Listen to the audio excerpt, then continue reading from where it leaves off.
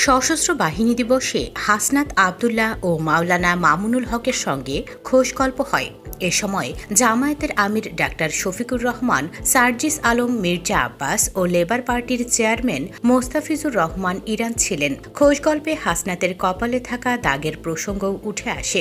অনুষ্ঠানের পর এ প্রসঙ্গে যোগাযোগ করলে মাওলানা মামুনুল হক বাংলা ট্রিবিউনকে বলছিলেন, হাসনাত আবদুল্লাহ একটি ঘটনা বলছিলেন। একজন ছাত্র বা কেউ তাকে জড়িয়ে ধরে হাউমাউ করে কেঁদে দিয়েছে। লোকটি হাসনাতকে বলছিল, আপনার বাবা তো অনেক বছর ধরে আমাদের এলাকায় ওয়াজ মাহফিলে যেতে পারেন না। হাসনাত আবদুল্লাহ অবাক হয়ে গেলেন, আরে আমার বাবা তো ওয়াজ করেন না, ধর্মীয় কোনো ব্যক্তি না।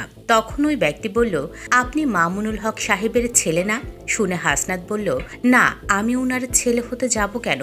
মামুনুল হক এ প্রসঙ্গে যোগ করেন, হাসনাত বলেছেন, অনেকেই ধারণা করেন আমাদের মধ্যে কোনো আত্মীয়তার সম্পর্ক আছে। ও তখন বলছিল, কারণ হলো ওই যে আমার কপালে একটা দাগ আছে, ওর কপালেও এরকম দাগ আছে। ওই দাগ দেখিয়ে হাসনাত বলল, আমি প্রতি উত্তরে বললাম, রক্তের সম্পর্ক না থাকলেও আত্মার আত্মীয়তা তো আছেই।